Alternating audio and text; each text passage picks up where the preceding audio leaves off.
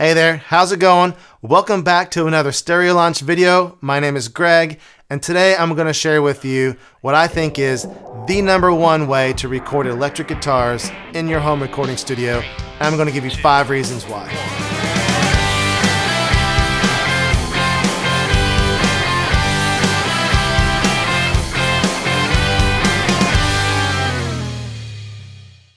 As you may know, there are multiple ways of recording guitars these days. With all the technology and the stuff we just have options these days. One option is, of course, the AmpSim plugin software.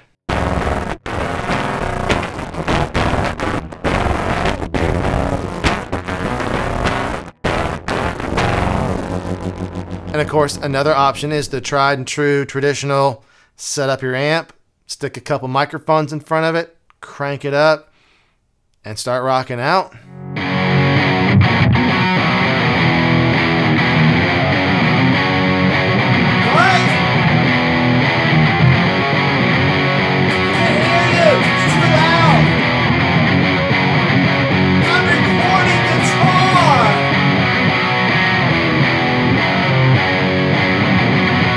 And of course, there are other options as well. But the one option that I think is the best way to record electric guitars in your home studio these days is this. That's right, it is the Reactive Load Box. Now, this is the one that I happen to have. This is the Torpedo Captor.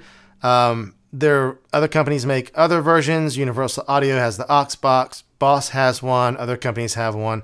So I'm not saying that this is the best of those, but just in general, the Reactive Load Box I think is the best solution for recording electric guitars for most situations in most home recording studios. And so now I'm going to tell you 5 reasons why I think the Reactive Load Box is the best solution. #1, it's quiet.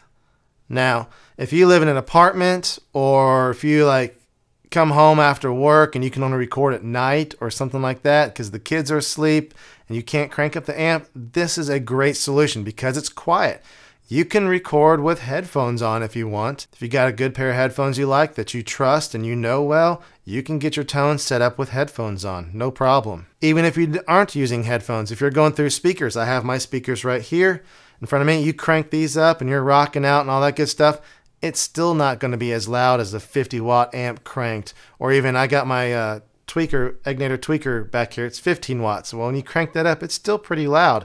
So the speakers may be fairly loud if you've got them cranked up, but it's still not going to be as loud as a cranked tube amp. Reason #2 is it just takes out a lot of the guesswork when recording my guitars. I have a one-room studio here. So my tracking room and my control room are all in the same room. So if I set up an amp over here and I got it cranked up, I can't hear what's coming out of my speakers accurately. And plus I'm going to get feedback or whatever and all that good stuff. So I have to set it up, record some, come back over here, hit play to listen back. Okay, that's not quite right. I need to move the microphones or whatever, or change the EQ settings, whatever. Then I got play again, record, come back over here, listen back again. So there's just a lot of back and forth going. With the Reactive Load Box, the cabinets are all in the software, so it's almost like now my room is the control room and I have a tracking room or an ISO booth somewhere else where the speakers are all mic'd up.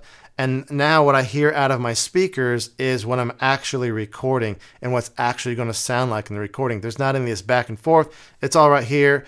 And if I need some more, treble on my EQ, I just reach over here and turn the treble knob and I know exactly what it's going to sound like. So it's a lot faster than the whole back and forth thing in a home studio. Reason #3 is I get to use my amp, and that's probably one of the biggest reasons is, I have my Tweaker 15, maybe not the fanciest amp, but it does a lot of good work for me. I like it most of the time for a lot of what I do.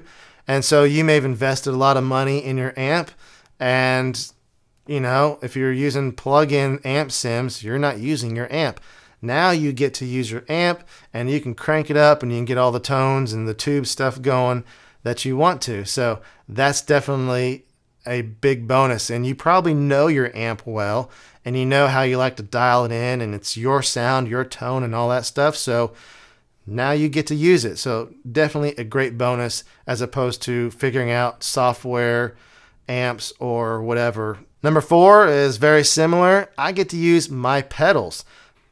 You may have invested a lot of money in pedals as well. You got certain overdrives, you got certain reverb pedal or boost pedal that you like to use. Maybe this song you've written and you play live, you use this pedal because it does this thing that makes that song that song. Well, now you can do that because it's your amp, and now you get to run your pedals through it just like you normally would. That's a little harder to do in something like an amp sim or something like that. It's not quite the same to boost the preamp section of a simulated amp on your computer as it is to boost the preamp section on your actual tube amp. It just works a little differently.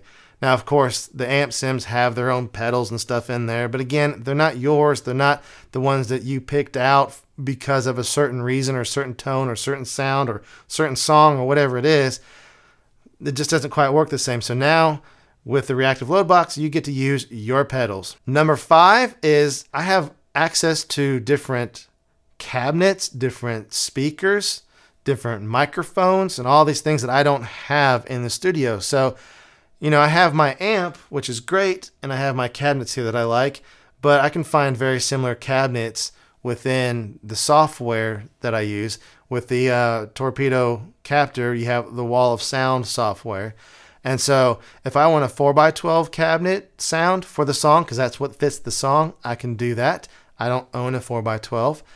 So now I have one. If I want to use a 2x12, I can, or a 112 cabinet, I can, and I can choose different ones, and they're going to make my amp sound a little bit different. And then I'm able to also use different microphones, which is going to make things sound a little bit more different. One of my favorite setups is to use an SM57 and a Royer 121.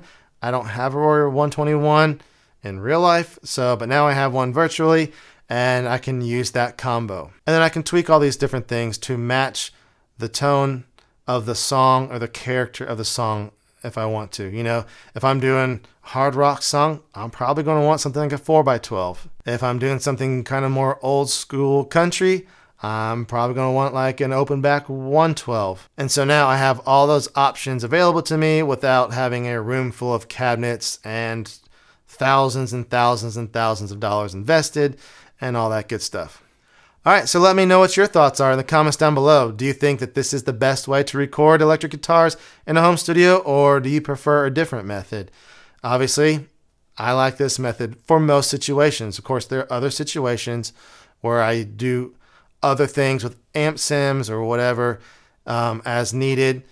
Different tools for different jobs, but this is the one that gets the job done for me most of the time. And of course, if you like this video, make sure you hit like and hit subscribe to get notified for future videos and all that good stuff. And down in the description below, you'll find some links to some helpful things if you're into recording, which you probably are, guitars, and all that good stuff.